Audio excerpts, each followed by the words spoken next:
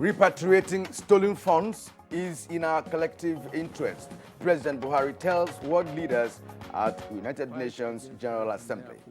Involve us all. It is in our collective interest to cooperate in tracking illicit financial flows.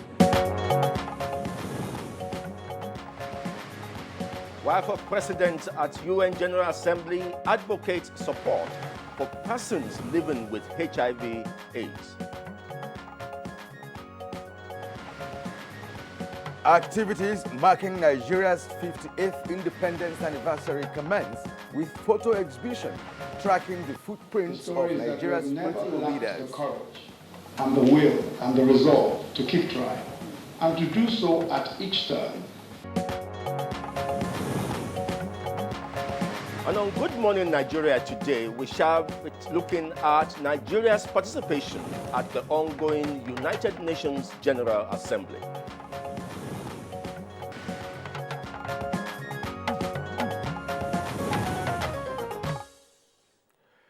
Global leaders press their agendas from perhaps the biggest diplomatic platform in the world, and that is the United Nations General Assembly.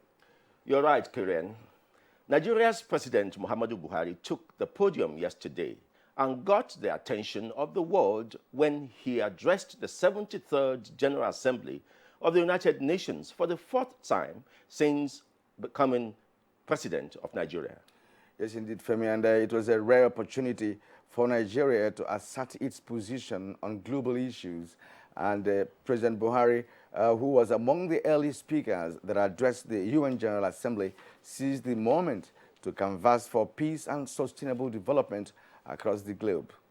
Of course, the president specifically noted that peace is achievable globally, stressing that the international community must find political solutions to conflicts around the globe, which, he says, cannot be addressed by the force of arms alone.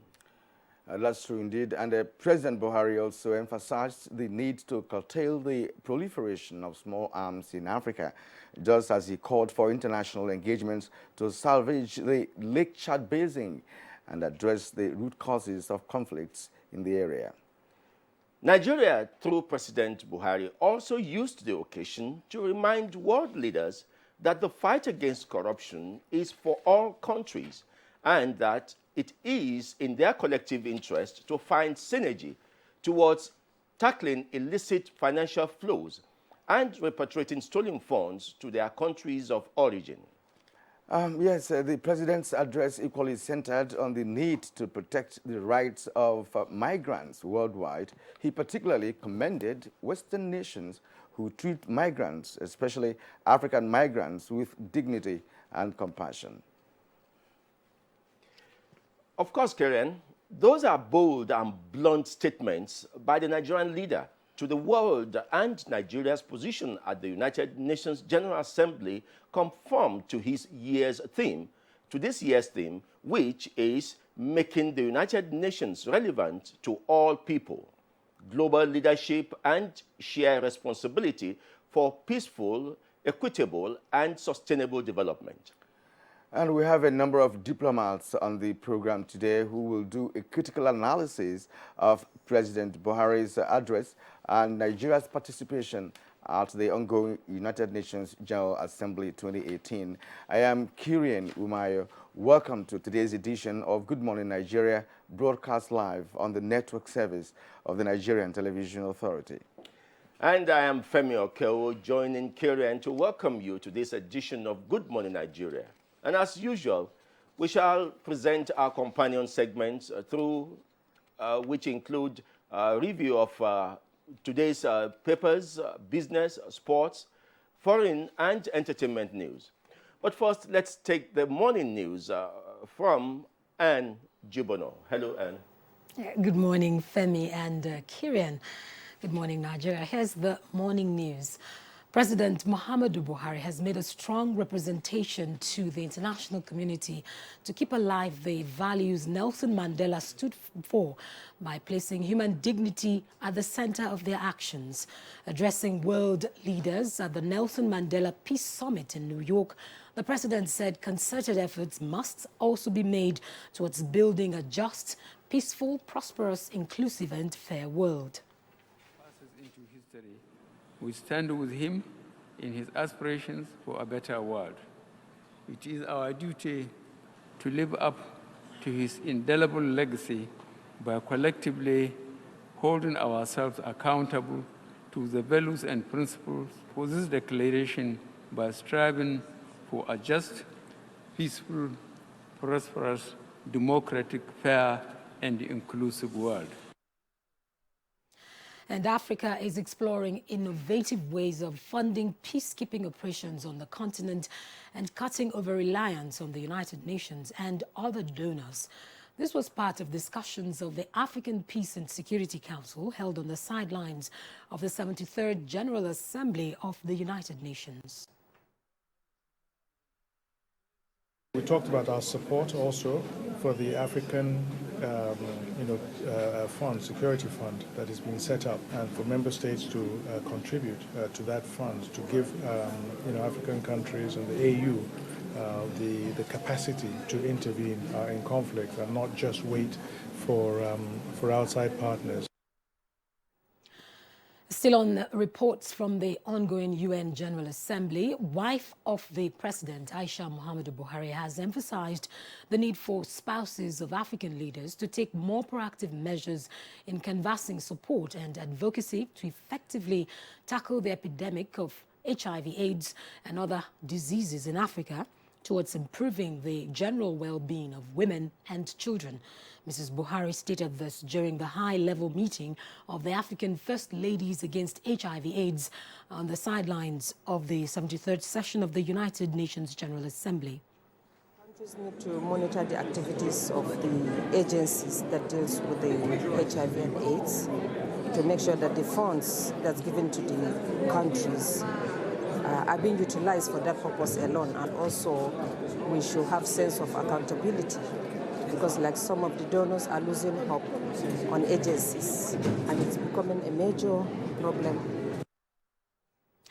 Now back in Nigeria, Vice President Yemi Osinbajo says the present administration will not play down the role of the nation's past leaders in its resolve to build a prosperous nation. Professor Yemi Osinbajo stated this while declaring a photo exhibition open as part of activities lined up to commemorate Nigeria's 58th independence in Abuja. We clearly saw the strength of the Nigerian resolve to build a nation and the valiant attempts of the leadership at state building. We've not always excelled. We've not always done as well as we could. But that is not the story. The story is that we have never lacked the courage and the will and the resolve to keep trying, and to do so at each turn with even greater resolve and greater commitment. A coalition of civil society organizations on sustainable development is throwing its weight behind the call on the National Assembly to fast-track the passage of the National Water Resources Bill for the pending benefits to manifest. It was at a round table in Abuja on the bill before the National Assembly. How do you talk about people's well-being when they have no water? How do you talk about industrialization where there's no water? How do you talk about good educational system when our girls and boys are still defecating in the nature?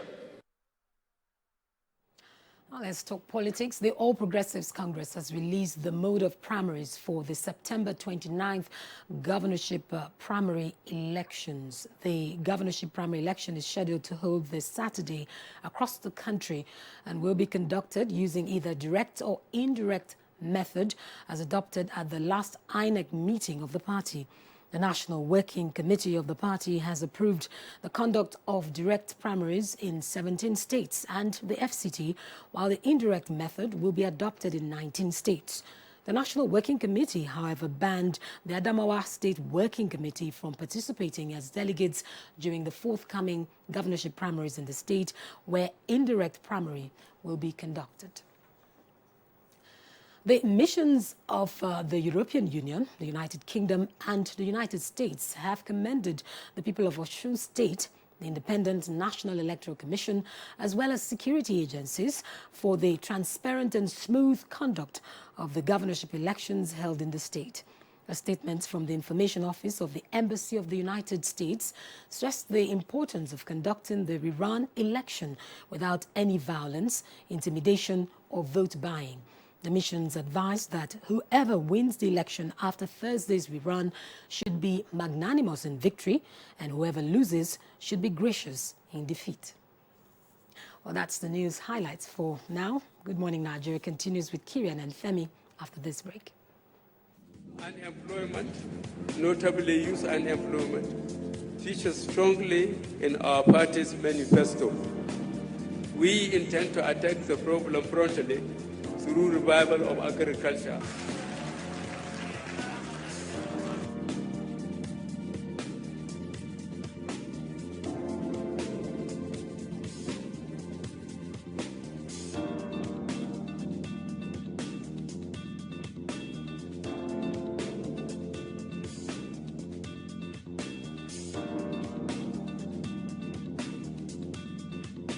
The 30K is going a long way. Actually, I bought an acre of land for 60K like 2012, and presently I have a cassava farm and a yam farm.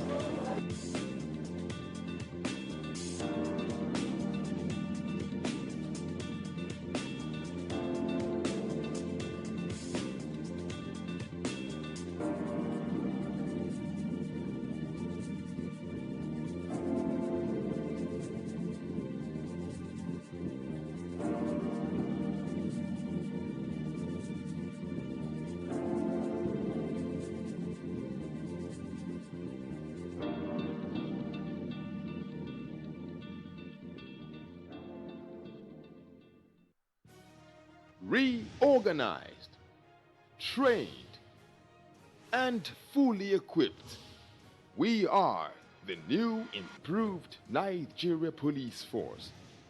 We fight crime, we bust syndicates. Whatever the crime, wherever the hideout, the Nigeria Police Force will get you busted. Stop kidnapping, armed robbery, murder, pipeline vandalism, and other criminal activities. Be productive. Be security conscious. Join the police force to secure your life and property. This message is from the Nigeria Police Force Public Relations Department.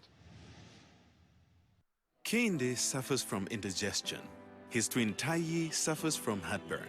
Sometimes it's the other way around, or both. That's why they use Gaviscon Double Action. It soothes within 3 minutes and lasts for up to 4 hours. For double relief from heartburn and indigestion, Gaviscon Double Action makes a Nigerian mom powerful. I trust the power of Dettol's 1 capful for bathing. The power of Dettol's 1 capful protects from up to 100 illness-causing germs. Be 100% sure. Hate speech is not a joke. It incites genocide and crimes against humanity. Most of Africa's civil wars are caused by hate speech from one tribe against another. We don't want it here. The Nigerian government stands firm against hate speech. Under no conditions whatsoever should we tolerate or excuse or justify hate speech or hateful conduct of any kind, especially where such is illegal. There's no doubt that the resurgent push for separatism, as well as the rising cases of ethnic and religious disharmony, are all traceable to the growing phenomenon of hate speech.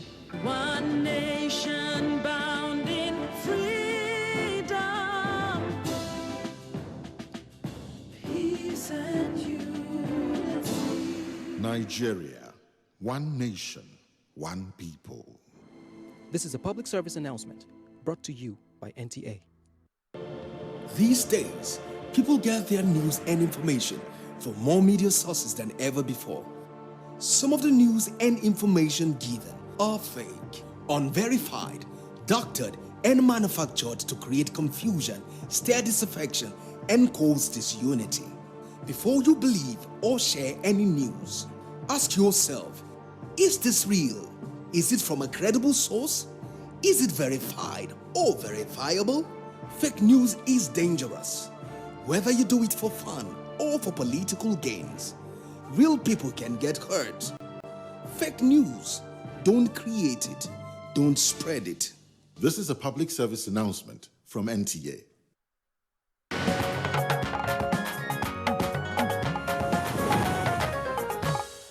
And if you just tuned in, you are in good company with Good Morning Nigeria for today. Now let's turn to business matters. The Central Bank of Nigeria says banks in the country are financially strong and viable as it clears the air on issues surrounding the defunct Sky Bank. Plus, Monetary Policy Committee retains all key parameters. Details of these and more on Business News with Kunle Adeyeye.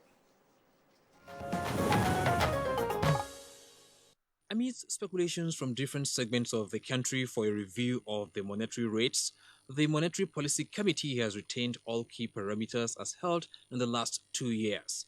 It retained the monetary policy rate at 14%, cash reserve ratio at 22.5%, and asymmetric corridor at plus 200 and minus 500 basis points around the monetary policy rate.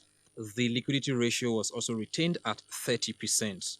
Governor of the Central Bank, Godwin Emefiele, who announced the resolution of MPC, says the decision to hold the existing rates comes from the need to consolidate on the economic gains. A decision to hold all policy parameters constant would sustain gradual improvements in output growth.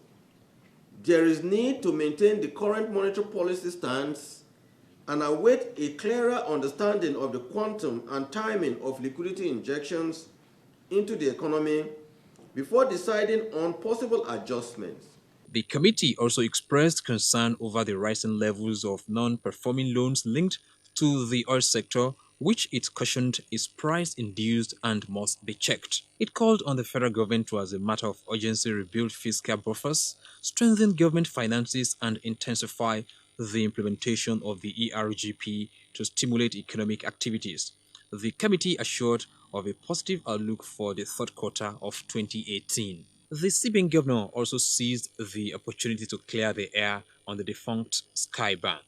The name had to be changed for legal reasons. Haven't gotten to a point where the Central Bank of Nigeria and government has invested close to 800 billion in this bank. At some point, it must be seen to be owned by the CBN until we find investors that can pay a fair value, a fair price for this enterprise. And equities market closed Tuesday on a positive note as Nigeria Stock Exchange All Share Index appreciated by plus 2.08% to close at 33,114.44 basis points as against minus 0.31% depreciation recorded previously, with its year-to-date returns currently at minus 13.41%.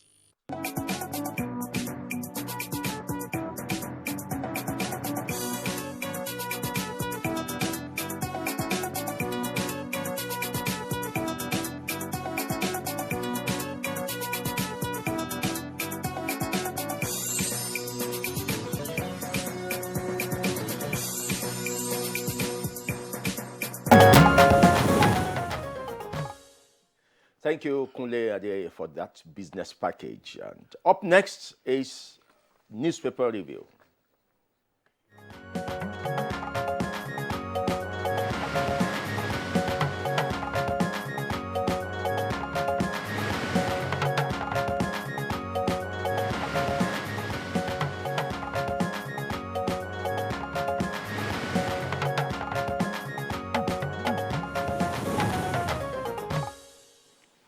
All right, now, Bayo Toyebi, newspaper reviewer, is here this morning. Just as always, Bayo, good morning and welcome to the program. Thank you, Kiriam. Good morning. Good morning, Femi. Yeah. Good morning, Nigeria. Yeah, we have some newspapers here this morning, about 4 of them, and there are stories trending. We have stories covering all aspects of our life, and it's important to note that minimum wage has, of course, been brought into the front burner for a while now, and some newspapers are carrying a story on the planned strike for today. But let's begin with Nigerian pilot here, and go to the main headline of the Nigerian pilot. Femi, is there another paper on that headline that talks about minimum wage? Not as headline. Not as headline. All right. Yeah. Now, minimum wage on the Nigerian pilot. It says TUC, NLC talk tough, declare nationwide strike. Say actions begin 12 midday today. Commence immediate mobilization of members. Call on Nigerians to stockpile food items. That's on page 4. And so, of course, the Punch has it too, but it's up there on top of the nameplate. Minimum wage, NLC tells workers to begin strike Thursday. And so, while we're talking about economic matters, something mixed with politics, we go to Daily Trust. And on below the nameplate, we have election spending driving up inflation. That's coming from the Monetary Policy Committee.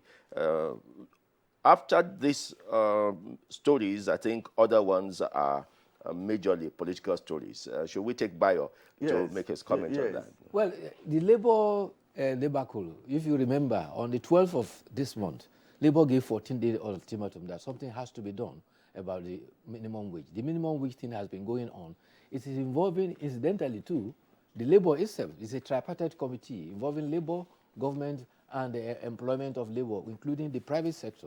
However, the stalemate occurred because Labour is reacting on allegation that the minister has said the tripartite committee meeting has adjourned sine die indefinitely. And that's why they are putting pressure. Labour had targeted that by the end of, in fact, August, there should have been a minimum wage, and they were patient enough to wait up to September. On the other hand, the Minister of Labour and Employment is saying that the Labour is blackmailing him. Actually, Labour is part of the tripartite committee, and the tripartite committee has submitted its report to Federal Executive Council. They are waiting for the input of the National Economic Council so that they will now announce a minimum wage. But Labour's patience is wearing thin. Meanwhile, Labour initially proposed 56,000 as the new minimum wage. They later on increased it to 65. Okay. As at the last count, Labour is said to have come down to about 45. The National Economic Council, which involves organized private sector, are proposing about 45,000. So between 18,000 and 45,000, and the Vice President has been meeting with members of the tripartite committee, particularly the National Economic Council, to see that but what something led to this is strike done. they are calling now? What was at the last point where they now decided to go on strike? What was the dispute? Well, it's still that because of the indefinite suspension of the tripartite talk, and particularly that Labour, organized Labour, was directed by the Central Working Committee that if nothing is done about it, they just have to act. Now, the next area we should be visiting is politics, and it's like the All Progressive Congress have stolen all the major headlines, and it's about the primaries. Daily Trust says APC approves direct primaries for Lagos, Zamfara, Imo, and others. And then the rider, indirect primaries for Adamawa, Rivers, Kaduna, and Borno. And of course, on the front page of the Daily Trust is a breakdown of the contestants for the governorship election in APC. Those are people who are aspiring to be candidates of APC, and it's a very good breakdown on the front page of Daily Trust. I'm sure you have similar stories, but I also have the same story on the front page of The Punch. And The Punch says, governorship tickets, APC approves direct primaries for Lagos, Kano, something similar to what Daily Trust says, but the names on the front page are different. Lagos, Kano, Imo, and others. And then the rider, indirect primaries for Rivers, Kaduna, Benue, Borno, Adamawa, and Kaduna stakeholders, KIK, ruling party set for Saturday's exercise. All right, before Bayo comes in with analysis on the political topics this morning, let's take on some other stories on politics on the Nigerian pilot, and that's on the foot of the Nigerian pilot. Atiku meets Omisore in a final offensive to win Oshu polls. Now, cholera pilot, yes, the Nigerian pilot. Cholera kills 97 persons in Yobe. And then we have a shake-up in FCTA as minister drops mandate secretaries.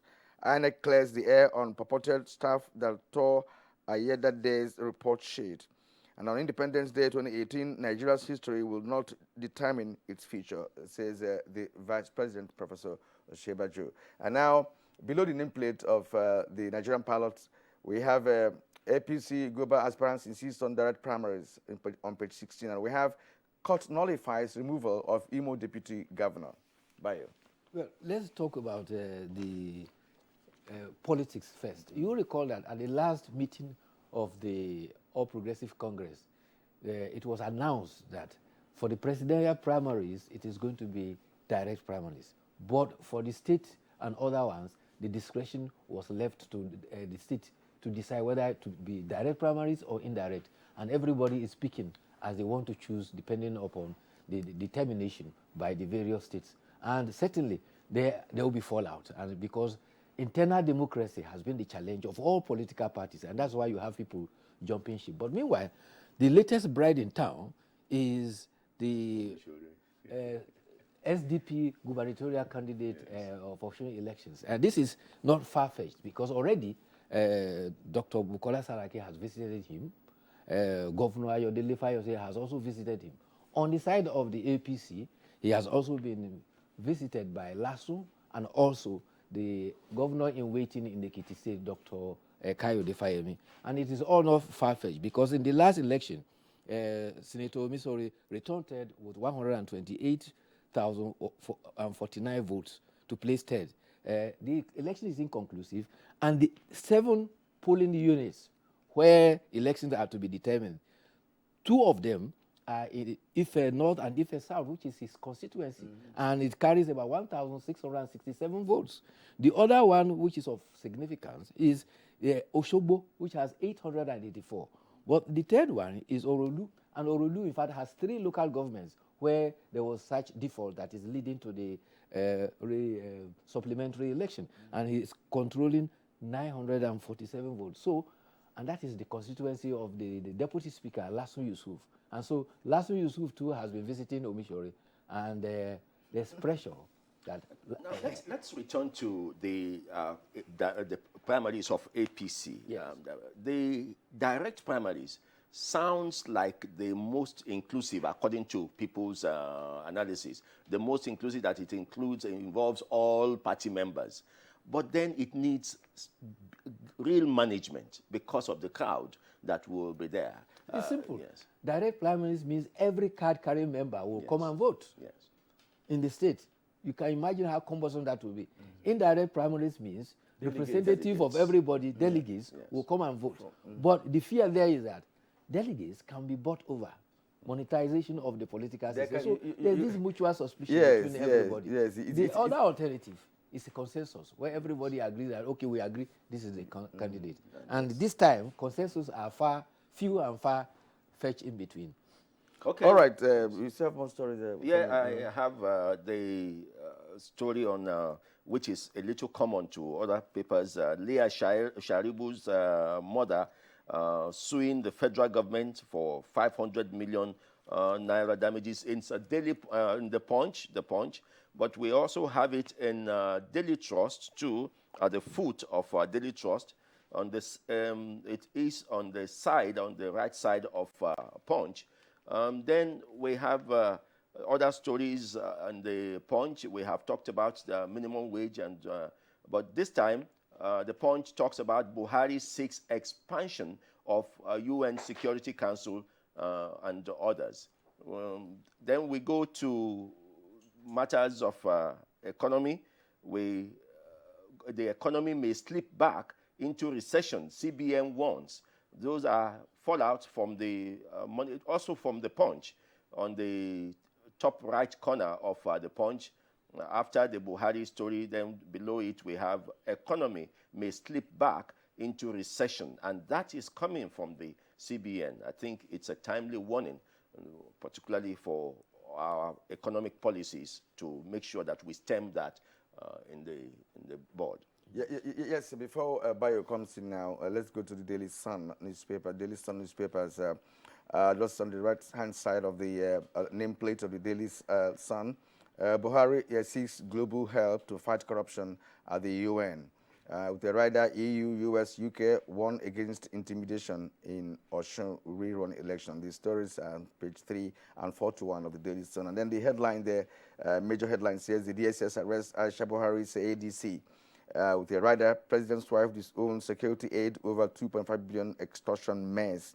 And then the photograph you will see on the front page of the Daily Sun about victims of flood disaster in Makoja, Ojokolo, and the Chala communities in a Daha local government area of Kogi State during verification of internally displaced persons. That's, of course, the ripples of the recent flooding in many parts of the country. And then below that we have Abdul Salami panel never persuaded Jonathan to concede defeat Coca Center with the rider Peace Committee meets INEC on 2019 polls on page 11. Aviation Minister Lai Mohammed feud over Nigeria Air. Disagree on reasons for project suspension. That's on page 6. Economy may slip back to recession, CBN warns. Workers said to begin nationwide strike. Pages 2 and 3 have the story on the Daily Sun.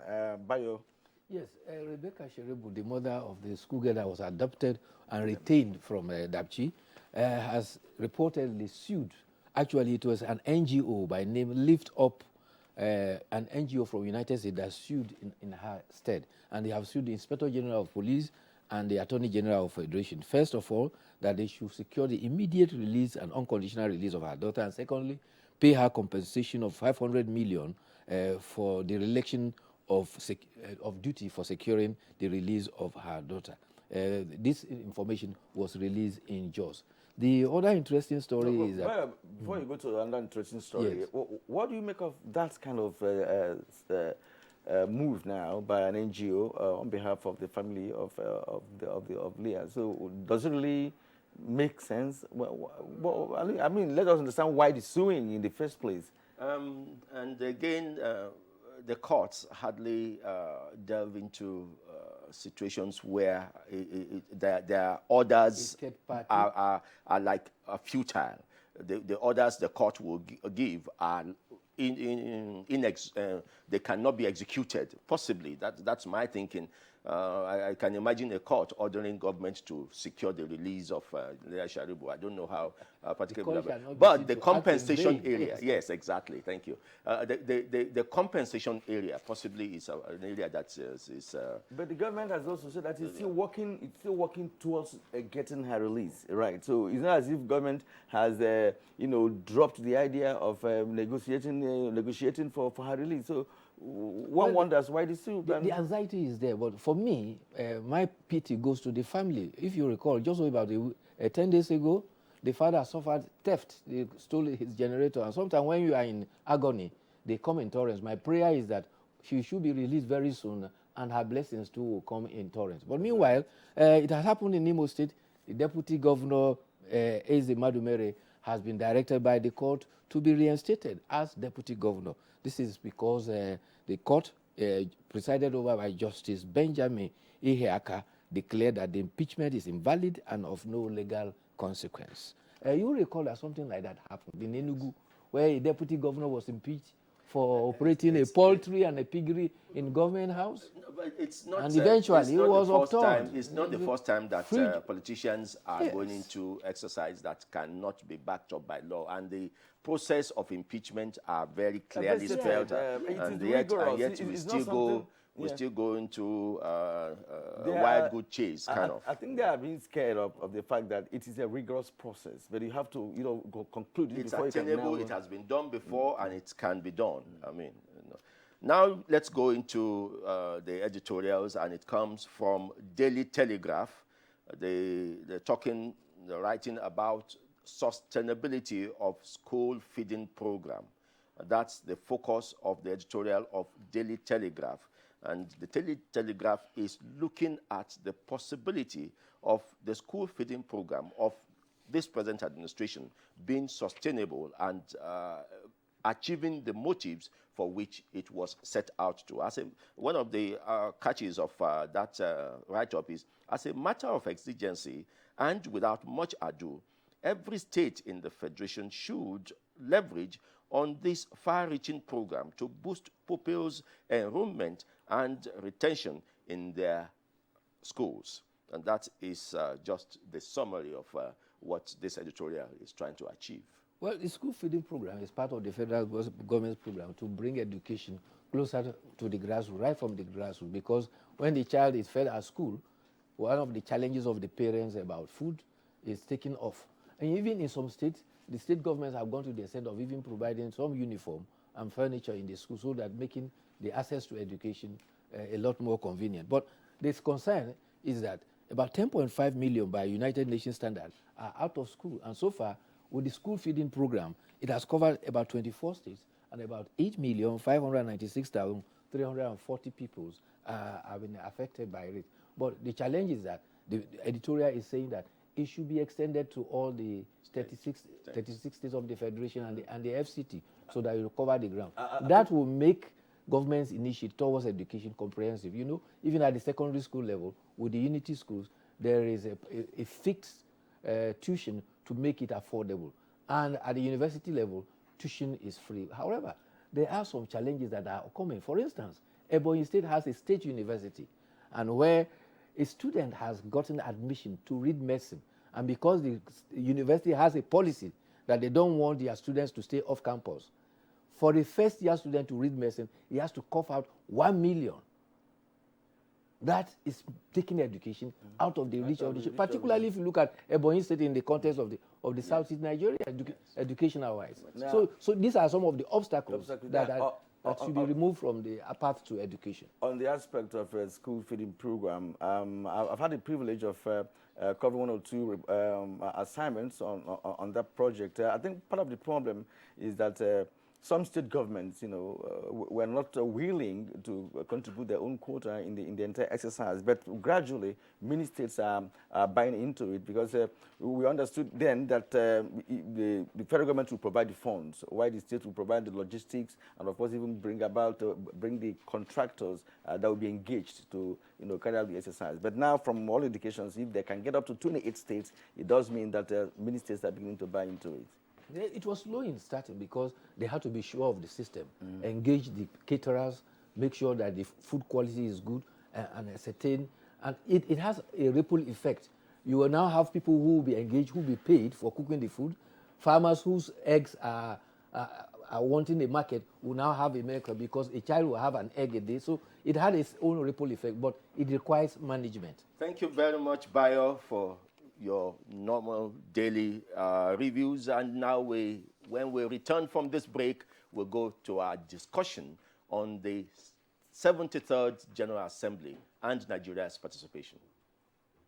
Fake news which is shared for malicious purposes is a danger to our peace and security in Nigeria. Misinformation as fake news is a serious threat to our hard-earned democracy and promotes hatred and misunderstanding between our communities. We are all responsible for stopping the spread of fake news in its tracks. So, always check the source and credibility of any news item. Say no to fake news. This message is brought to you by the Federal Ministry of Information.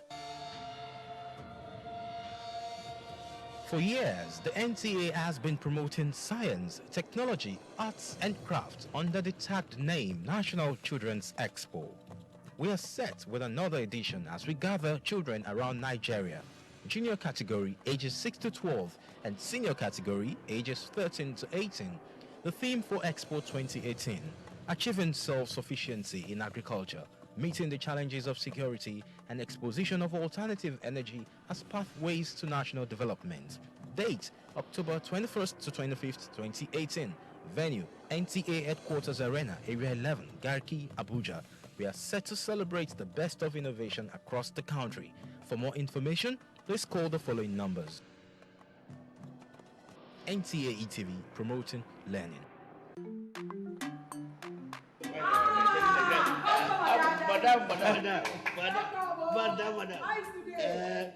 brought us as usual. As usual. Mm. You have no problem. For the three You are welcome, sir. as usual, yeah? Welcome. You take that one. Yes. Take that one. You don't understand? We want Nigerian homegrown rice. Finish. You don't have? You don't have? Join the rice revolution today. No other rice that tastes like Nigerian rice. Are you sorry? That's the Nigerian rice we are talking about. Chocolate made in Nigerian rice. Healthy food. I'm going to bring Mrs. Mobu to come to chocolate rice of made in Nigeria here. And see how it are made. Correct. And how they are cook it. Correct. Homegrown rice are good for your health. It boosts our economy and give employment to our people. This message is brought to you by the Federal Ministry of Information and Culture.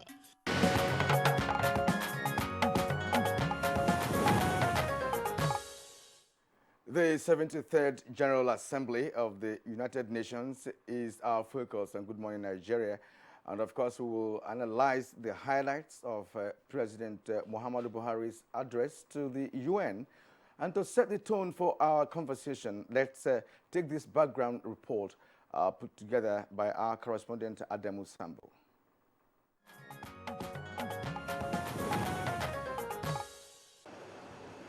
Making the United Nations relevant to all people, global leadership and shared responsibilities for peaceful, equitable and sustainable societies is the focus of this year's General Assembly.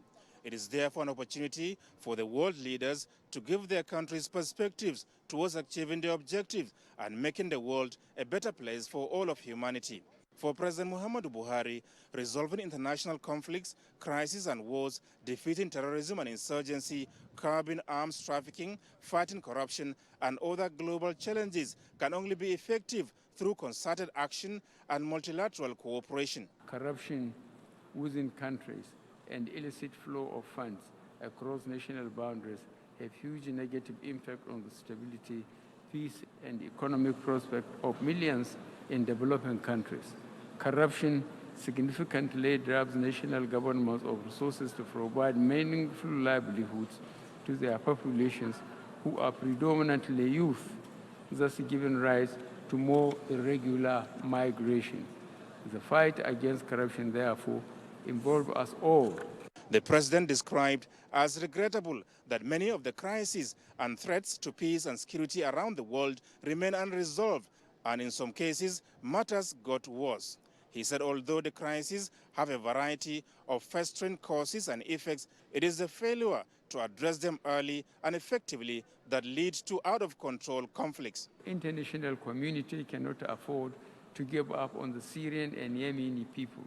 We must pursue all efforts to find peaceful, negotiated political solutions to these wars, which cannot be won by force of arms alone. We support the United Nations efforts in ensuring that the Rohingya refugees are allowed to return to their homes in Myanmar with security, protection, and guarantee of citizenship. President Buhari once again made a case for rededicated international engagement towards accelerating the recovery efforts in the Lake Chad Basin. This, he said, will go a long way towards minimizing economic competition between farmers and herders, as well as irregular migration to Europe. He also called for a speedy reform of the United Nations Security Council with expanded membership in both the permanent and non-permanent categories. It is high time we stop skirting around the issue and establish achievable benchmarks and time frame for these reforms. I assure you all that in this advocacy, I am only reflecting Nigeria's deep and abiding commitment to our organization and its founding principles and goals. The president takes pride in the remarkable contribution of Nigeria to peacekeeping operations around the world, as well as mobilizing the required human and material resources towards achieving other set goals of the United Nations for sustainable development. We, in the spirit of international solidarity, will readily cooperate with other nations seeking to achieve similar goals for their own populations to help ensure that no one is left behind. I thank you very much for your attention.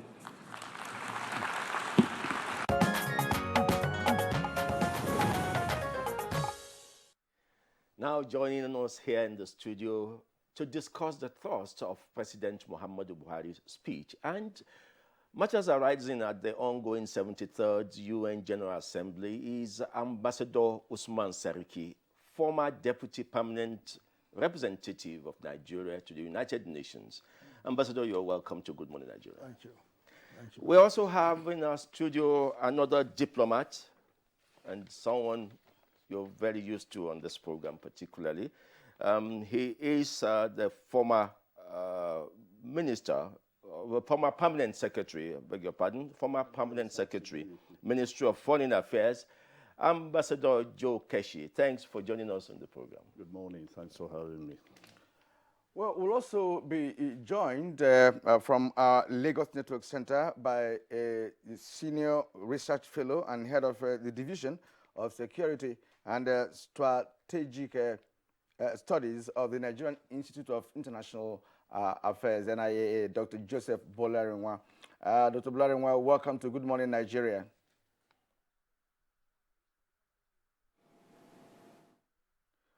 Well, we hope you can hear us very clearly. And let's go over to the U.S. via Skype from New York, the host city of the 73rd United Nations General Assembly. And he's a special advisor to the President on Media and Publicity, Femi Adesina, who will be joining us for this morning's conversation. You are welcome to the program, Mr. Adesina.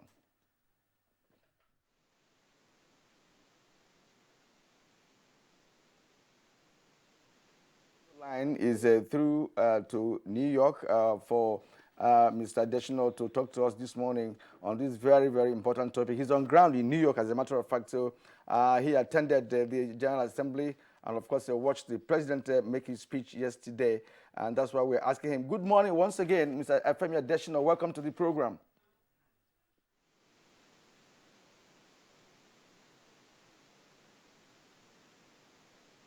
It seems that our audio is not through yet, and our engineers, I'm sure, are working on that. But when we're able to establish a contact with him, we'll return to New York for his own contribution to this program. For now, let's first of all ask Ambassador Keshi to lead us into this conversation by making an assessment of President Buhari's speech yesterday. Well, I think the president, in my view, did very well in highlighting some of the issues around the world and the challenges that the world faces. What I particularly liked is one of the lines where he said that, look, all the issues that we discussed last year have actually gone worse. Some of the global issues have actually gone worse, and he took his time to, enumerate some of them. So you begin to wonder, given the theme of this year's, meeting, whether we are making progress if all the issues that were discussed last year has actually gone worse. And you can actually begin to take all the issues one by one and see how bad they've become over the last 1 year. If you take like the Palestinian issue that he raised, or the issue of the crisis in Myanmar, the Palestinian issue, even though he reaffirmed our commitment to the UN Security Council resolution and the rest of it, there's a growing thought that the conditions, the fundamentals for two states, for example, in the Middle East, is beginning to disappear. So the United Nations itself and the global leaders must begin to think creatively on how to either pressurize Israel for this to happen before they completely obliterate any fundamentals to create a two-state solution. But by and large, I just think that the president highlighted quite a number of these international issues. On another platform before this, where I was asked what was I expecting of the president, I said, well, I hope, given the nature of the United Nations, that it offers a platform for world leaders to talk about their own country and what they are doing. I'd expected that when you look at, in the last couple of months, there have been a number of institutional reports coming out from a number of world organizations about the future of Nigeria and a number of things. I thought it was an opportunity for the president to reassure the world that, look, we're doing reasonably well. Our coming election will be, free and fair. But just give that commitment, because at the end of the day, it gives you opportunity to talk to the world. If you cannot be looking for investors if investors do not have confidence in your peace and security in your country. So, by and large, I think for me, this was just the only drawback. But on the whole, he touched on virtually all the crises in the world. Now let's take his initial thoughts too, as we set the stage for deeper discussion on this program from Ambassador Usman Seriki. Give us your panoramic view of President Muhammadu Buhari's speech at this year's UN General Assembly. Thank you very much. I concur with my boss, the former permanent secretary, that His Excellency Mr. President actually articulated the concerns, aspirations, and hopes of Nigerians. And also, let's not forget of West Africa as chairman of ECOWAS, in terms of conveying the need for Africa to be centrally located in global peace initiatives. It is very important for us to recall the theme of this year's General Assembly, which is making the United Nations relevant to all people. And then global leadership, and also peace and sustainable societies. So within that ambit, he highlighted the concerns of Nigeria, of West Africa, and the world in terms of this incessant continuation of conflicts. And that actually goes against the grain of the theme of the General Assembly itself. Secondly, the president's speech indicated or gave the signal to the world that Nigeria mattered. Whenever we spoke, the world should listen and take heed of what we said, and also to learn some lessons from our peaceful posture concerning global issues. What actually the president's speech revealed was the unsolved issues that are growing in dimension. And here, you have to hold the United Nations Security Council responsible, because anything dealing with global or international maintenance of international peace and security devolves on the Security Council.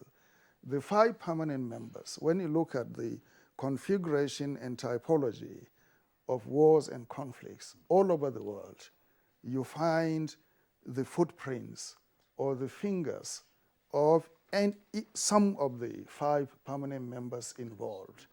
Either they block the path to peace through the use of the veto, or they sponsor and support factions. Take Syria, for instance.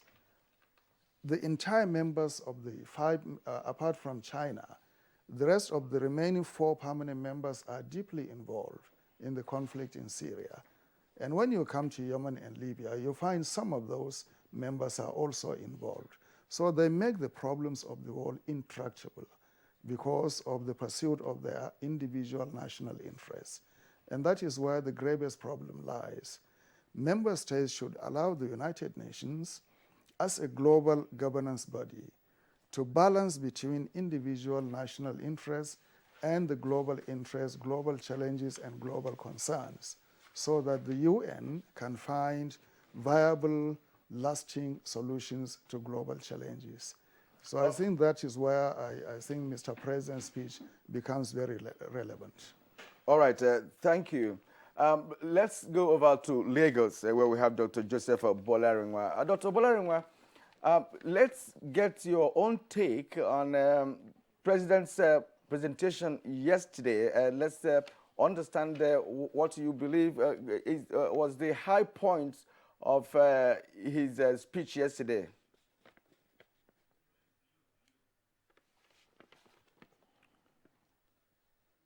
President did very well by representing the country and presenting the country to the global community in a very stimulating way. He highlighted a lot of issues affecting us at the level of the country, Nigeria, at the regional level, at the level of ECOWAS, and at the global level. He particularly emphasized on the need for more collaborative efforts in fighting terrorism and insurgencies all over the world. And he was also able to highlight further how Nigeria has achieved in fighting the Boko Haram insurgency in Nigeria. So he also tried to increase and mobilize support for international efforts in fighting terrorism. He was able to also emphasize the issue of the Rohingya refugees in Myanmar and the need for the United Nations security to improve their efforts in trying to resolve this crisis. And these Rohingya people are returned safely back to their roots.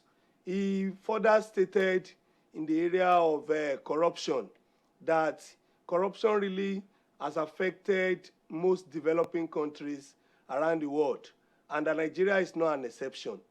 He stated that there is need for further international collaboration in fighting corruption, particularly in tracing these proceeds, illicit transfer of funds, illicit movements of funds from these developing nations. They are affecting the development of those countries. Nigeria is also affected by this. Nigeria is affected by a lot of this, and poverty has really increased around the world due to corruption. So there is need for international efforts, collaborative efforts to stem and stop corruption around the globe. And we need the help of these developed countries, particularly the big members or the permanent members of the United Nations. Beyond this, President Buhari emphasized more on the need to improve global peace and security, which is actually the major aim, objective of establishing the United Nations. If you look at the charter, at the preamble of the Charter of the United Nations, you will see that this organization is established, among other things, to maintain world peace and security. So President Buhari tried to emphasize this and the need for the United Nations, especially the Security Council, to be more proactive in maintaining world peace, global peace, and stability. And by this, there will be economic growth and development. President Buhari also tried to emphasize the need for collaborative efforts in trying to reform the United Nations. Of course, reforming the United Nations have been on the global burner and the agenda of the United Nations for more than a decade now. But every time they will discuss and throw it away, they will discuss and rest the discussions. But President Buhari emphasized the need to quickly bring to a conclusive end on this need for reforms of the United Nations, particularly the Security Council. So President Buhari talks more about expanding the Security Council, the membership of the Security Council, both on the side of the permanent membership and that of the non-permanent membership, that there's need to expand it. And of course, everyone knows that Nigeria has always been agitating to be a permanent member of the Security Council if it is finally reformed. Of course, there is also South Africa and Egypt also trying to get that from Africa. But if the Security Council is expanded, if the Security Council is strengthened, and Nigeria becomes a member, then there will be a more proactive United Nations, especially that of the Security Council. So we hope all of this, if the United Nations can take proactively and seriously, there will be progress in the world, there will be progress in Nigeria, there will be progress at the ECOWAS level. Of course, President Muhammadu Buhari is currently the chairman of ECOWAS, and the whole ECOWAS members, or ECOWAS as an organization, they are looking up to Nigeria in a lot of ways, and Nigeria has been up to that standard. So President Buhari has really highlighted the major issues affecting Nigeria, the effort Nigeria has made in fighting the Boko Haram insurgency, and the need for international collaborative efforts in trying to stem corruption, in stemming insurgency and terrorism all over the world. We hope all of this will be taken seriously by the United Nations itself. Right, Bolarinwa, thank you indeed. We will return to you in the course of this conversation. Now, we have been able to re-establish contact with Femi Adesina in New York. And Femi, good morning and welcome to the program. Good morning, Nigeria. Good morning, Syrians. Good morning, Ambassador. And every other contributor to the program. I say good morning. From you. All right, let's begin by asking you, what is the perception of the diplomatic community about President Buhari's presentation yesterday at the floor of the United Nations General Assembly? Well, we can design that from the way the address was received. It was well received. The applause to the language of those listening to him was good, and the comments thereafter were also good. I've also taken time to follow comments and opinions, both on traditional media and the social media. I think by and large, there was a lot of satisfaction with the speech, with the tenor of the speech, with the presentation itself, and I think so far so good. Additional, one language, one word he used, or two words he used, that may summarize the position that the world is now, is that he said quite a number of things that should be done successfully at the UN are shared responsibilities. He used the word shared responsibilities. Now, how much of the feedback of that speech have you seen that accepts that the world agrees that they are supposed to be a joint, a synergy in achieving all the areas he itemized? Well, you also notice that in the speech of other world leaders, that trend seems to run through it. And that is telling us that it's almost a consensus among world leaders that these things they come to discuss year after year can only be achieved if everyone plays his part. There is shared responsibility. The president spoke about not much progress being made on certain matters. And that is already telling us that if the desired progress will be made, then each part must play its role. The country involved, the personnel involved, and the international community through the United Nations. So it's a consensus that shared responsibility will take the world to get it.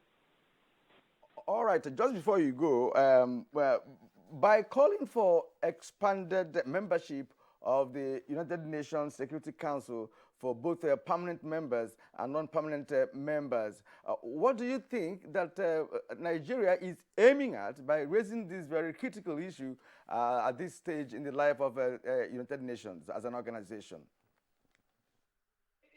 Because the fourth founding of the President of the United States started from August 20, 172 to the 17th. And every year, except one, he always made that.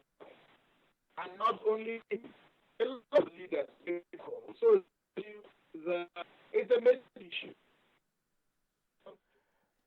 Well, Mr. Adesina, we are beginning to have distortions along your audio line, and we are back to Abuja. We hope that before the program is concluded, that we'll have a clear signal once again to link you up there in New York. But so far, thank you for your contribution, and we hope to return to you much later. Femi? Yes, now back to the studio, Ambassador Keshi, Joe Keshi. Let's take on that area you really kicked out with, which is in saying that, for instance, we really have not moved forward in some particular area. And let's use that to link up with what I spoke to Mr. Adesina about, that we have not done so much in the areas we itemized in previous years, shows possibly that the world should come together. But you will discover, without the president necessarily naming any country, but you will discover that, for instance, the US is going solo. Some people are beginning to advocate pulling back and dealing with their problems first. How is that pulling us back in terms of this shared responsibility and in terms of moving forward for the world? Well, the best way to answer your question is to remind us all that the international system that was created after the World War in 1945 or something like that, today is under threat, not just by the by the Trump forces, but by all other, challenges facing the world.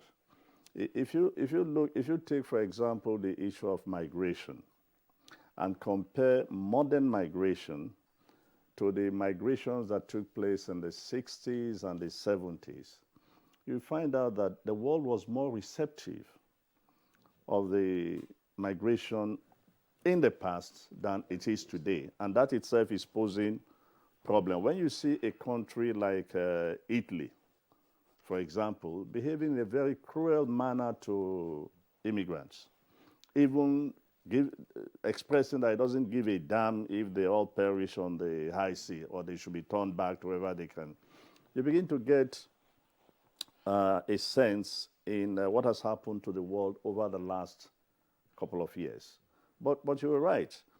There is this threat about shared responsibility.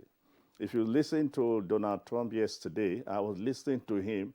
My first reaction is that this man is sounding like a third world leader when he should be projecting America as the leader of the world, as we've gotten to know, over the years.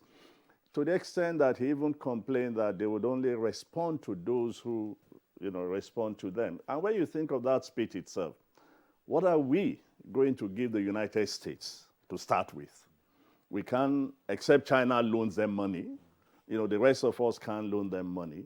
But when a guy with so much goes on to the platform of the United Nations and begin to grumble and begin to whine, then you begin to see that the international system itself is losing that touch of understanding that we need to share these things. We need to help others. We need to pull them out. Because after all, it was the United States itself that pulled Europe after the Second World War, through the Marshall Plan that Europe, became a developed nation. So it's the major problem. At the end of the day, what I would again end by saying is that, look, we in this part of the world, we need to begin to listen to the vibes coming from the rest of the world.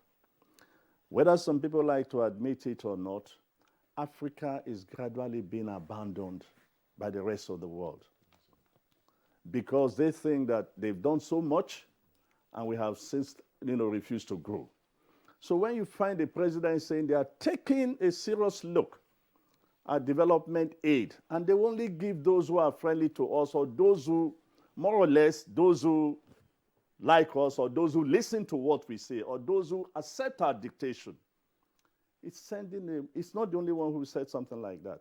It's sending a message to people like us in this country that we need to grow up, so that we act like a man somewhere along the line. Not someday somebody comes to us and say, you either take this or nothing. That's where I'll end. Okay, thank you, Dee. Let's turn to Ambassador Usman Sarki. Along the same line of what Ambassador Keshi has just said, with respect to shared responsibility. If you listen to Trump yesterday, his deglobalization policy was amplified by some examples he gave yesterday. America gives aid to so many countries. Some of those aids were are actually stolen by government functionaries of such countries, and so the money is returned to America and starting some banks.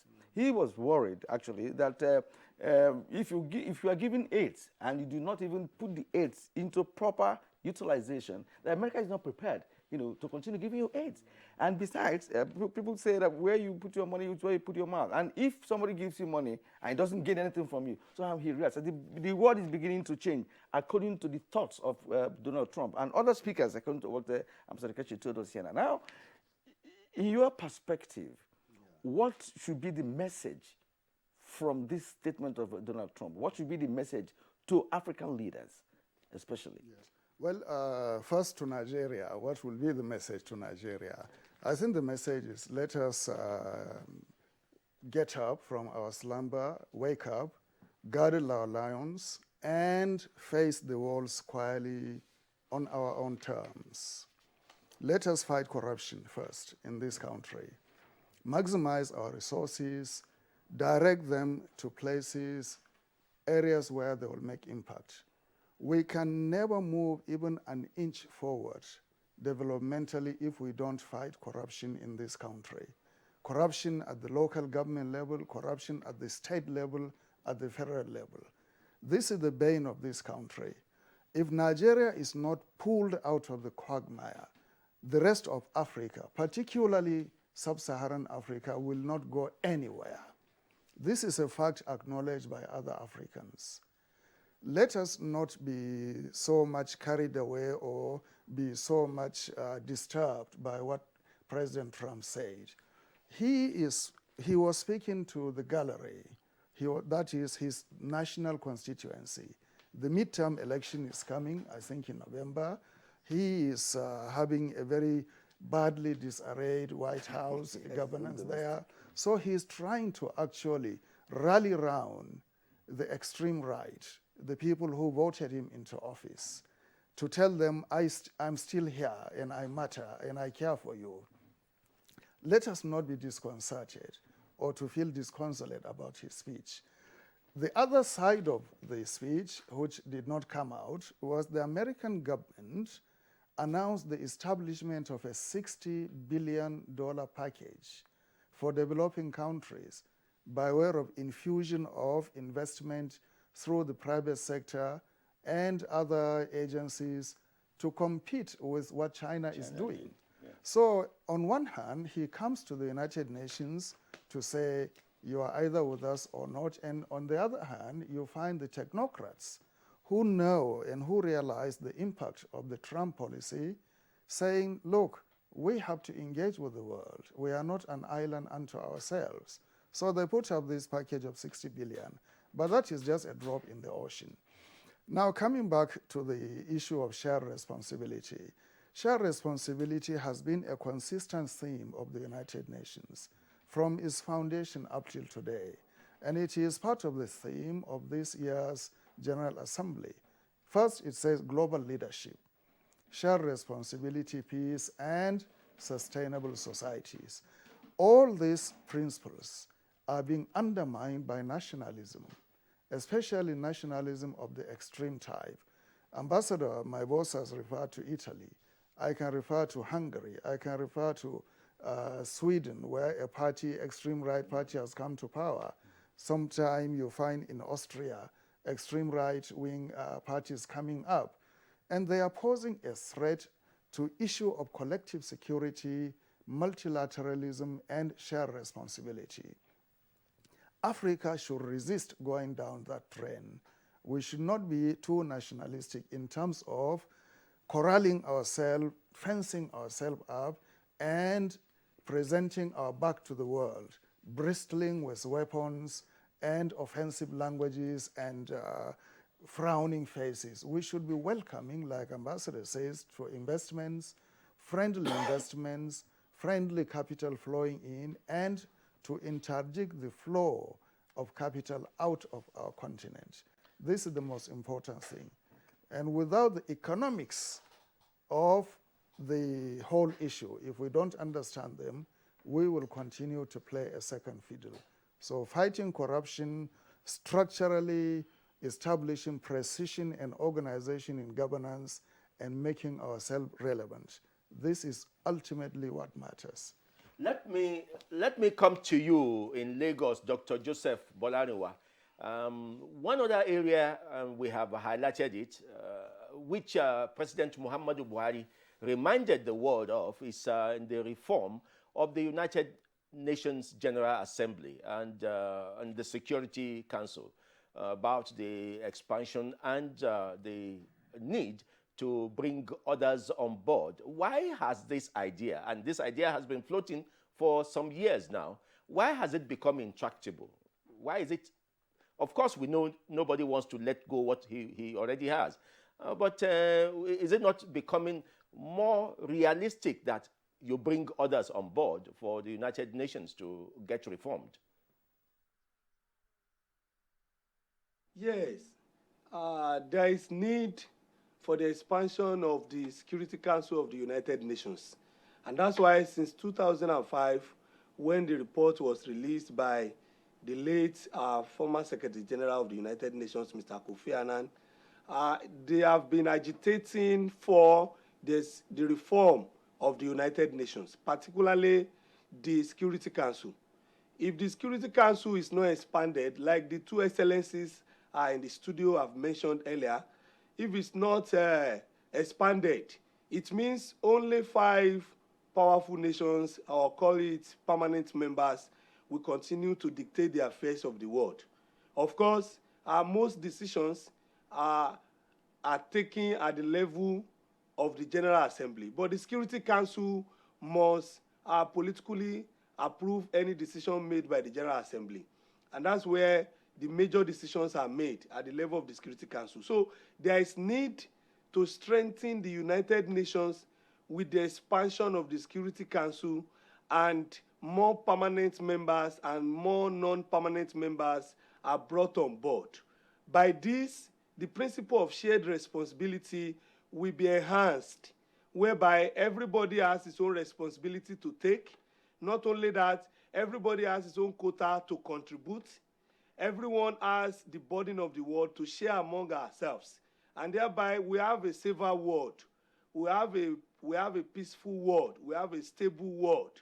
If this is not done, only 5 permanent members who always act in their own interest alone, like Ambassador Seriki said earlier, they've always acted only in the interest that concerns them. If it doesn't concern them, they will not do anything. Look at the issue of Syria.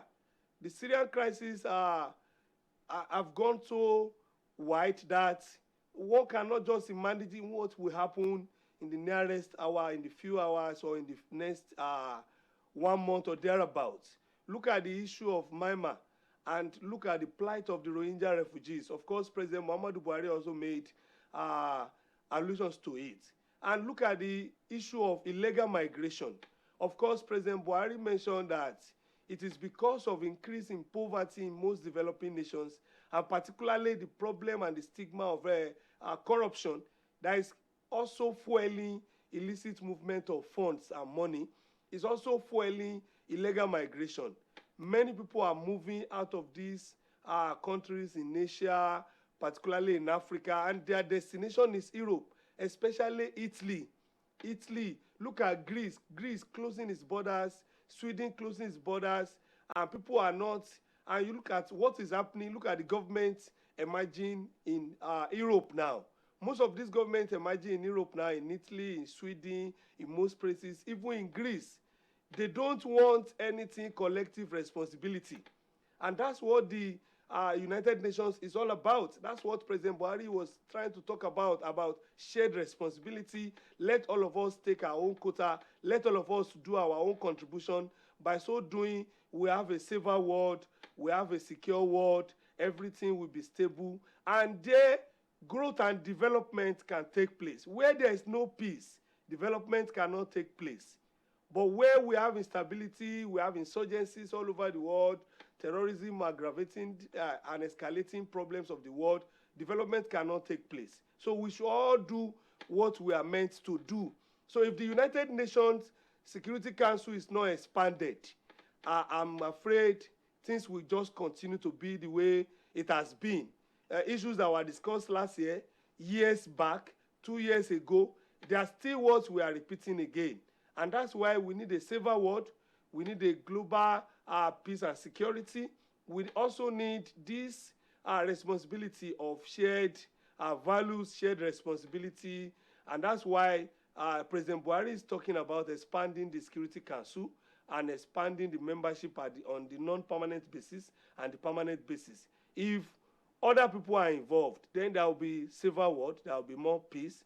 Then other people probably will take up other responsibilities the other 5 have refused to take. Look at the issue of U.S. mentioned by the excellencies earlier. U.S. is trying to do things to favor ourselves. China will do the same thing. Russia will do the same thing. Great Britain will do the same thing. France will do the same thing. So what is more permanent is interest. So there's no permanent friend, there's no permanent enemy. But what is permanent in the international system is interest. So everyone goes there to go and protect our interest. And while we are protecting our national interest, we also need to talk about our collective responsibility, what has brought us on board these United Nations, and what we have all agreed to do together. Collective security, collective responsibility, collective growth, collective development. And where there are problems, let us come together with one voice to resolve them. And that's why President Muhammadu Buhari is still talking about the expansion, the reform of the United Nations, especially the Security Council. And if a country like Nigeria is brought on board, we have done so well for Africa. We have done so well for the region, West Africa. We have done so well. And that's why even the chairmanship has come back to Nigeria. President Muhammadu Buhari is currently the chairman of the ECOWAS. And we are doing so well about the security, about the funding, about the stability. Nigeria is even the landlord of ECOWAS. So we are doing so well. Even at the level of the African Union, we have done our own, we are still doing our own, we keep contributing our quota so that Africa will get out of this problem of underdevelopment, problem of terrorism and insurgency, problem of corruption that is affecting our growth and development. We are also trying to look at this, how to stem this illegal migration. Every day, Africans are moving towards the Mediterranean, the ISIS are moving to Europe. And many of them are dying on a daily basis. It's being reported every day.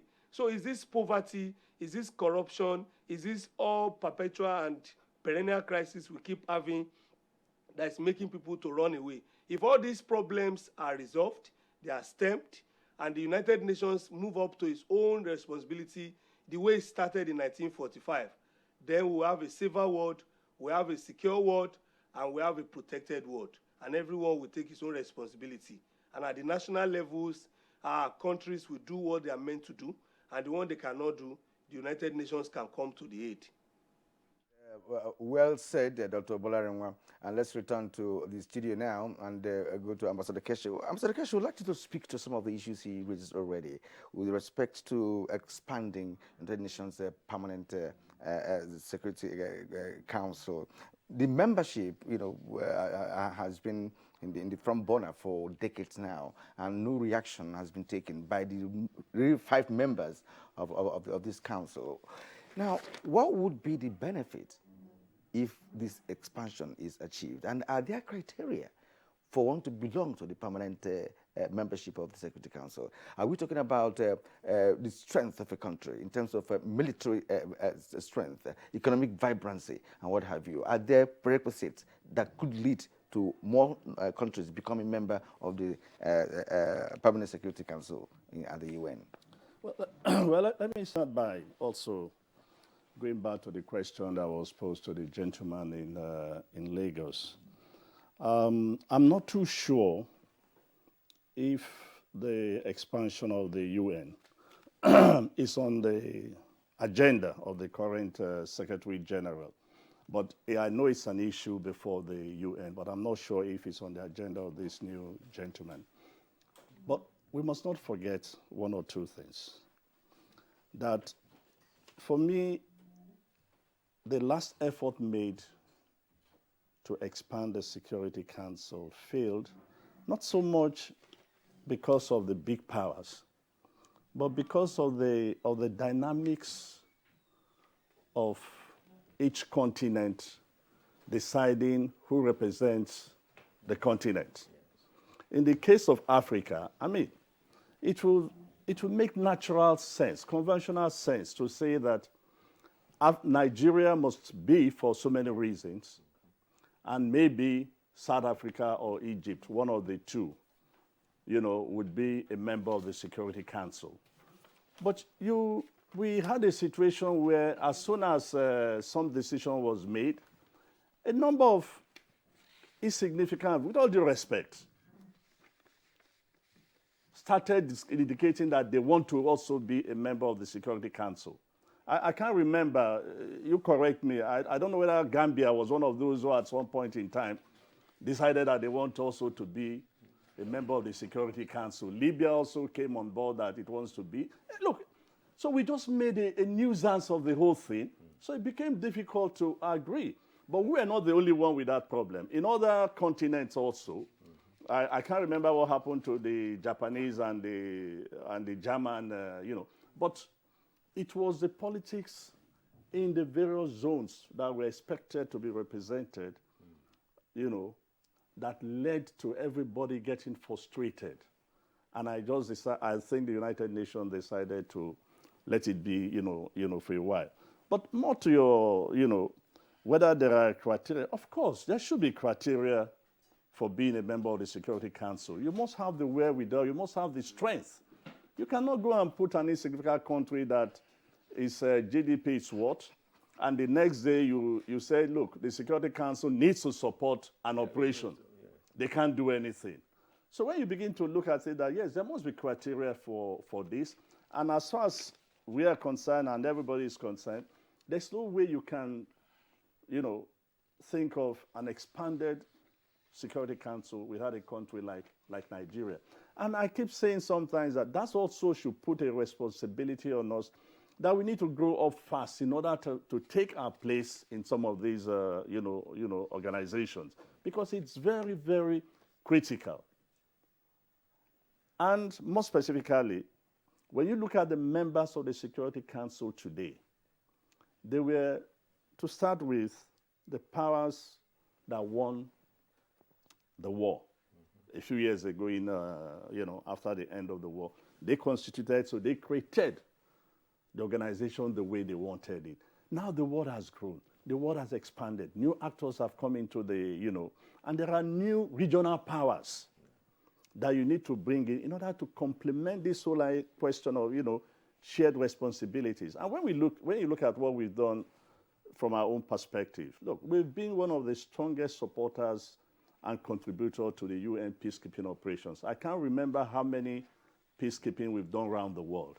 And there's no African country, if I remember correctly, that has done as much as we have done in terms of peacekeeping. So when we are talking of criteria, we are talking of the strength, we are talking of the capability and the capacity of each country to have the strength to speak and to take action with the rest of the world when it comes to, And this is what gives a country like America that confidence that a president of America can say anything to us anytime they feel like, because they know that when you talk of military power today, America remains the only single superpower. It has the best air force in the world, and its air force can fly to any part of the world, do whatever it can. You can't say that such a country shouldn't be in the United Nations, or the president shouldn't speak with so much confidence and arrogance and disdain for the rest of the world. So for me, there must be a criteria. Those with the capacity and the capability needs to be on the table.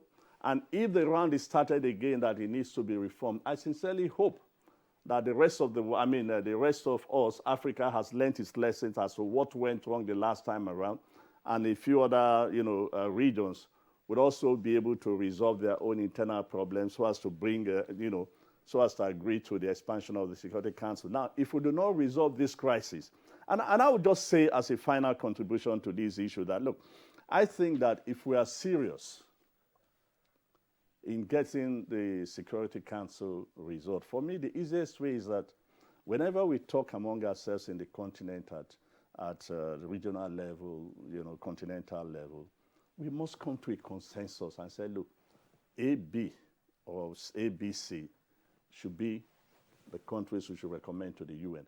If every other region does that, this thing will pass very easily. Okay. Now, we have been discussing Nigeria at the 73rd UN General Assembly. We'll take a break now. When we come back, we'll delve into other areas that are of interest to Nigeria in the face of improving the UN National General Assembly. Nigerians. Suicide bombers are not spirits. They are not ghosts. They are human beings like you and me. They live amongst us. They are your neighbors. They are your friends today, but terrorists tomorrow. So you must know your neighbor now. Security begins with you and me. Know your neighbor. Be vigilant. Be security conscious. Report suspicious persons, objects, and movements to the police and other security agencies. The security of our nation is a duty for you and me. If you see something, say something. Nigeria, unite against terrorism. This message is brought to you by the Federal Ministry of Information and Culture.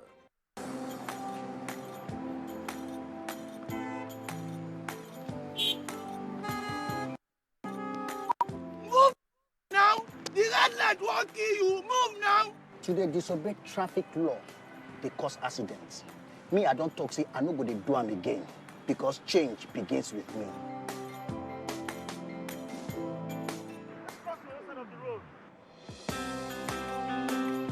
I will no longer endanger my life crossing the express. Instead, I will use the bridge because change begins with me. Oga driver, stop this bus now, won't come down. I be one carry me past where they go. Make I dey stop anyhow for road, they cause traffic wahala and accidents. So I go dey stop for the right bus stop because change begins with me. Change begins with me. This message is brought to you by the National Orientation Agency in conjunction with the Federal Ministry of Information and Culture.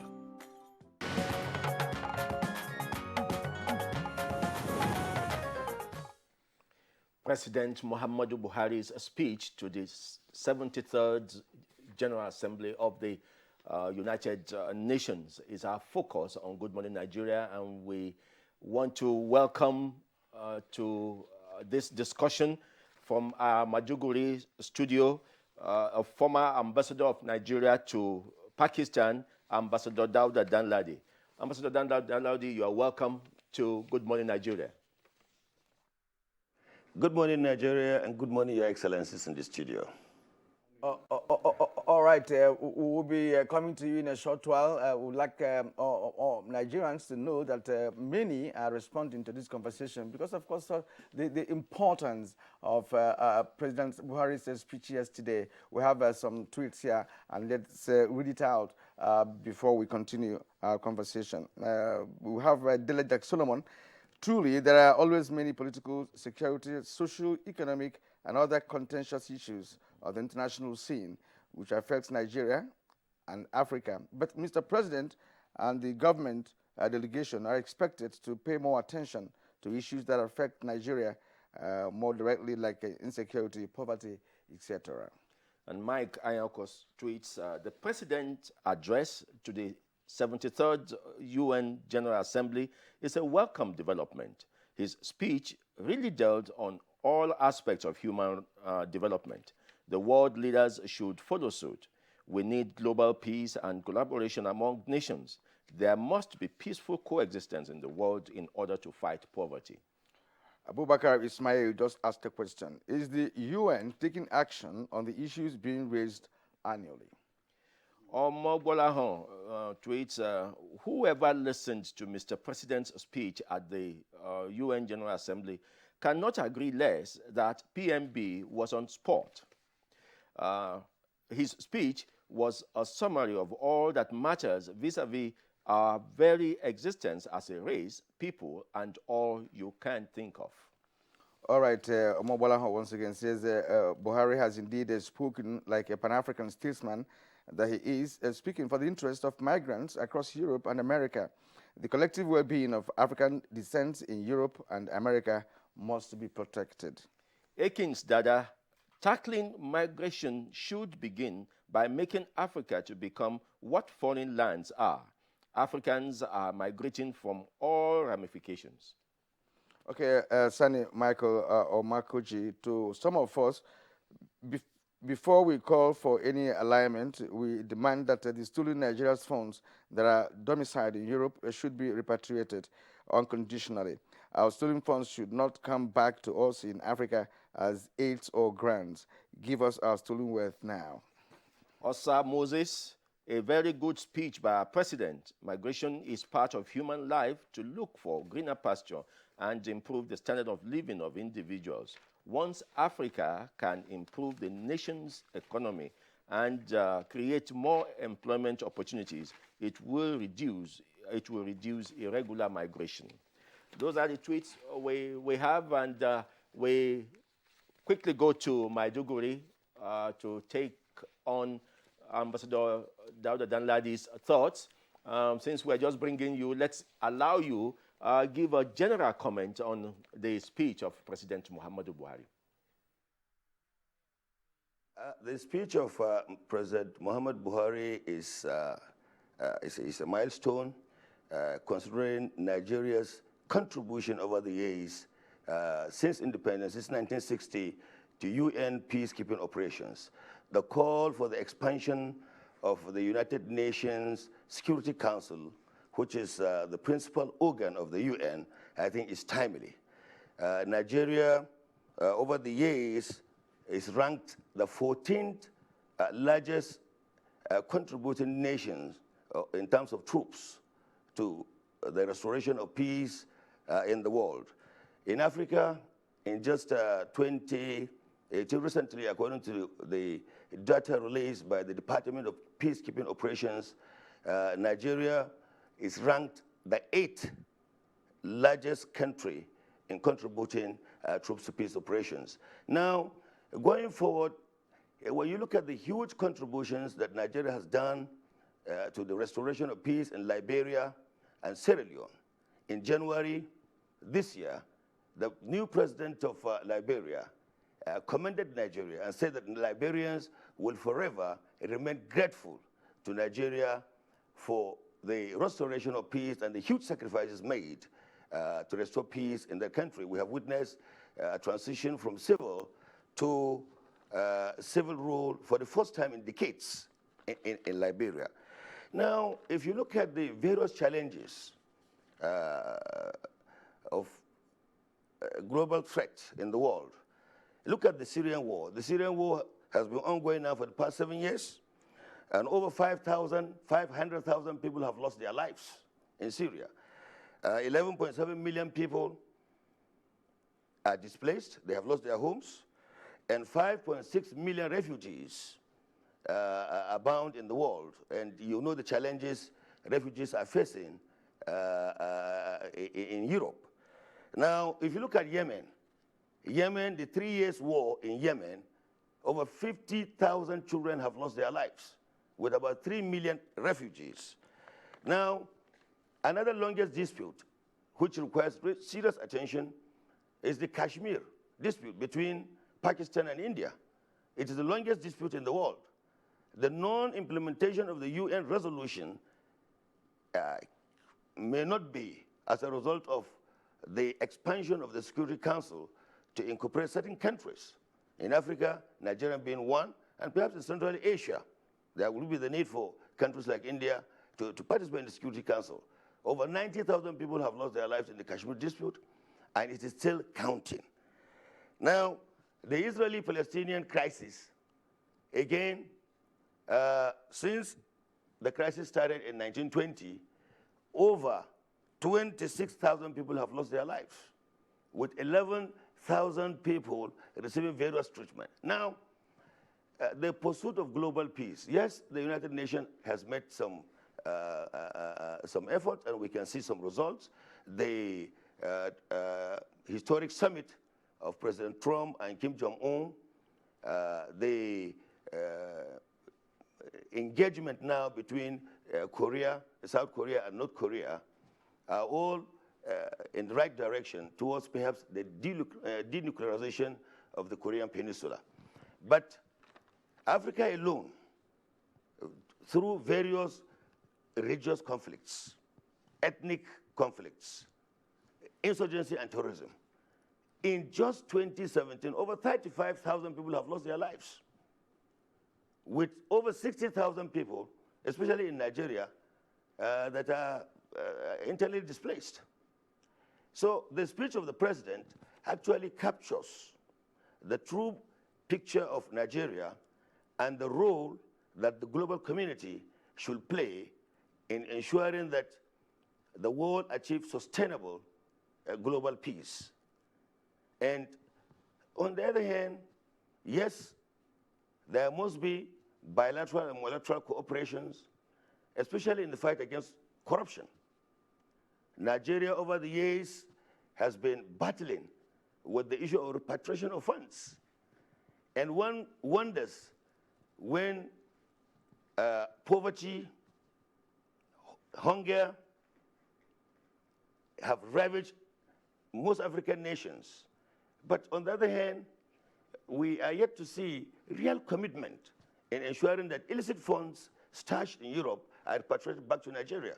And I think what the president has said is a wake-up call in his speech for the for the United Nations to intensify efforts towards ensuring that, yes, funds illegally stashed in European countries are repatriated back to Nigeria.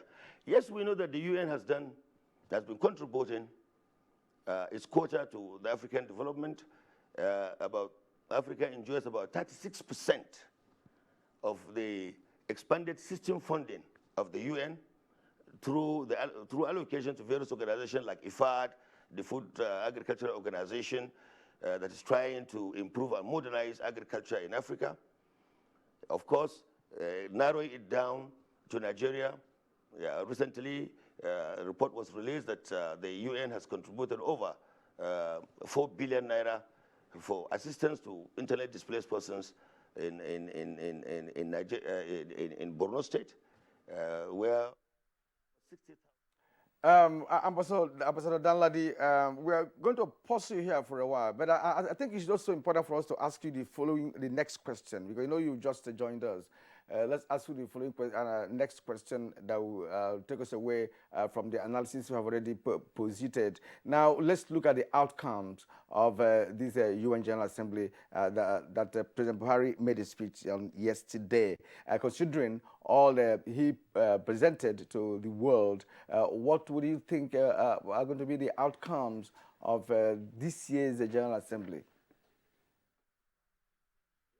We will see greater cooperation both at the bilateral and multilateral levels towards the resolution of conflicts in Africa, especially the fight against terrorism and insurgency.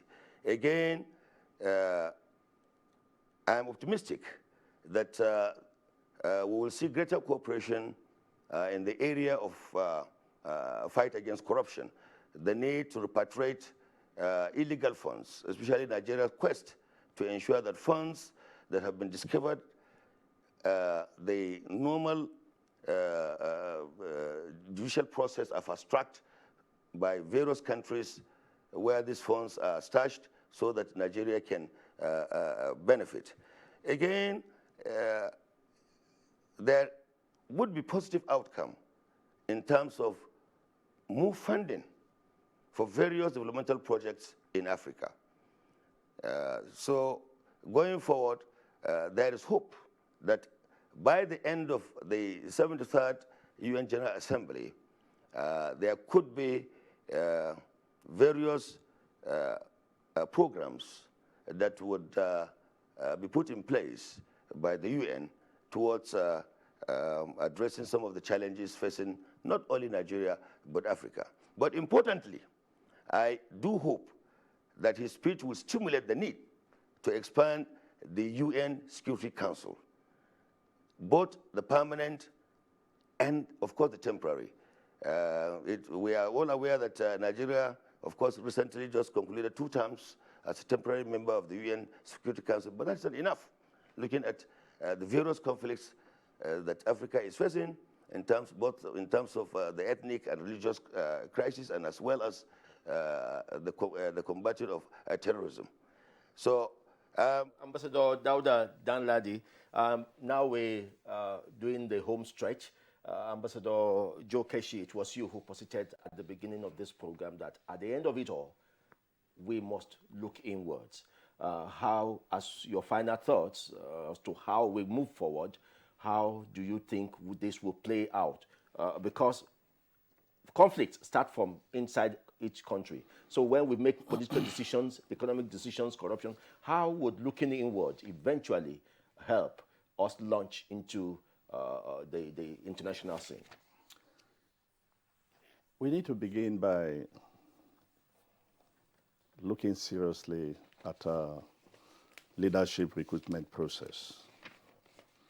That is one. My colleague here, in one of his contributions, taught or said actually that corruption is the bane of this country, and I disagree. Leadership is the bane of this country. Corruption is just a symptom of the failure of leadership. If we get our leadership right, if we get a leader who can take this country, I like to use the phrase, beyond the finishing line. We have the capacity and the capability to speak with confidence, with authority, and actually to be one of the countries helping others, particularly on the West African sub-region and the African continent. Because at the end of it all, we have all what it takes. Whether it's the human capital, we do have. Whether our land, when you talk of the resources in this country, they are available. So what is just lacking is that leadership with a vision to unify this country, with a vision to seriously diversify the economy of this country, creates very strong institutions, not strong leaders. And once we begin to do things like that, I can tell you that this country will be one of the most powerful countries in the continent of this region. And when we speak from that position of strength, I believe that the world will certainly listen. So for me, let's get our leadership issues right. Not just, and when I talk of leadership, I'm not just talking at the political level alone. All is becoming actually necessary to get it at all levels, including the churches as well, or including religious bodies. All right, So that's where I end my contribution. Leadership, well, that has always been the bane, according to some experts like Ambassador Keshi, and that may also brings us to the issue of behavioral theory of the political science, that of course says that a country is run based on the behavioral pattern of the leaders that the country produces. Absolutely. All right, Absolutely. and let me turn to Ambassador Strakina very briefly. One of the points that President Buhari raised yesterday had to do with the legacy bequeathed by the late Nelson Mandela of South Africa. What is the message there? Well, that speech was delivered at the establishment or commencement of the 10-year peace, anniversary. The peace, this thing of that was established, by the UN for the next 10 years. And I think the central message of Mr. President is that you cannot have peace when the preference is readily for people to go into conflict mode rather than to sit down to negotiate. And also, Mr. President centrally located the role of women, in society to obtain peace. The gender issue he highlighted surprised many people, thinking that he would not say anything like that. But he said it, that the role of women in conflict prevention and sustaining peace is very fundamental. But the most important issue as Africans is the issue of racism, racial discrimination, and xenophobia.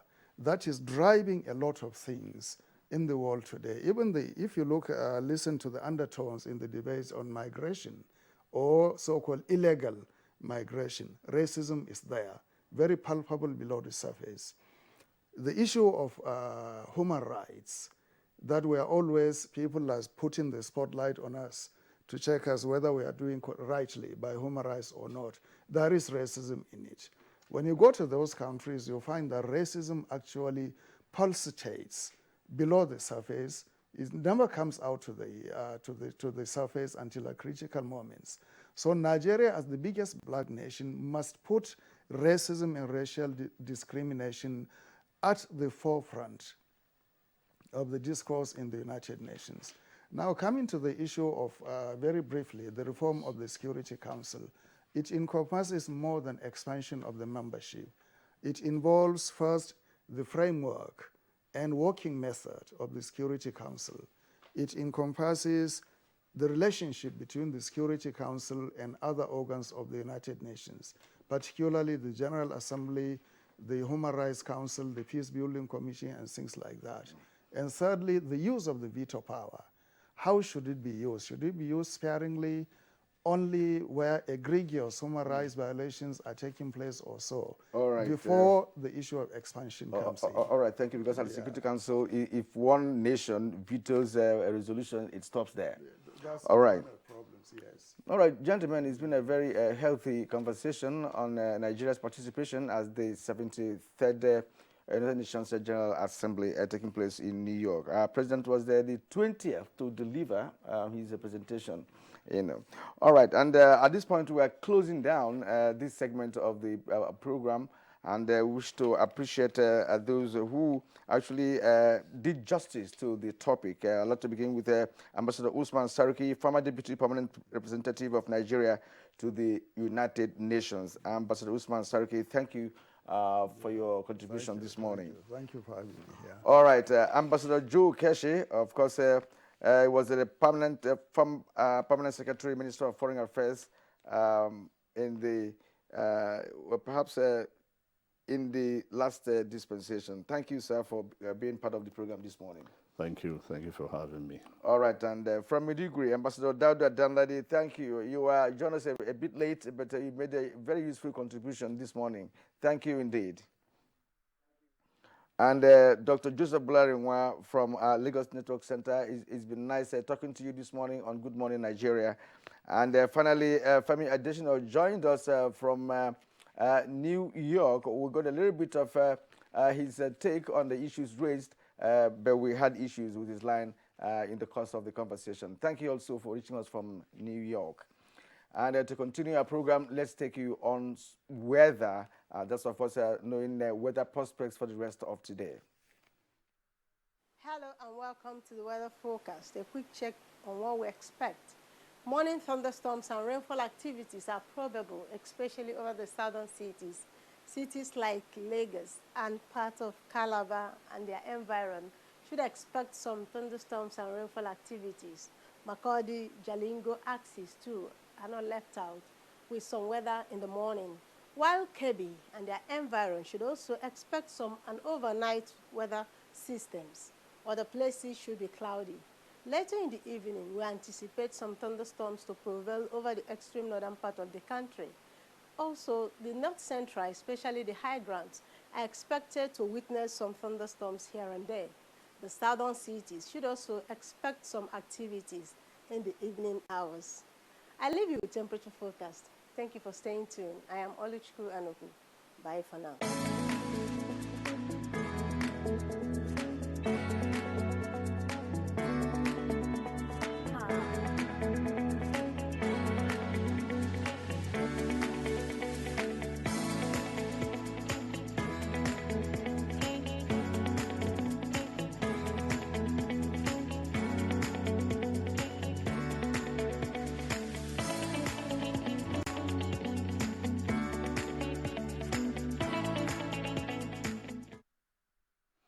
And that's our show this morning. We thank you for being part of it.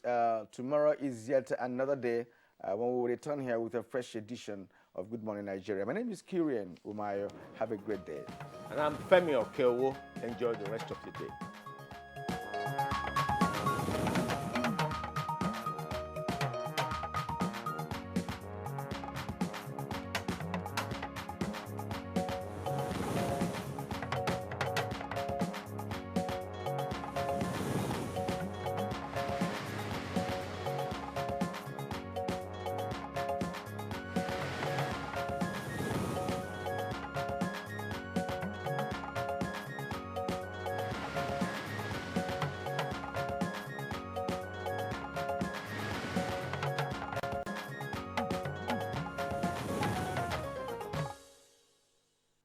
like say they want to tell us another story again.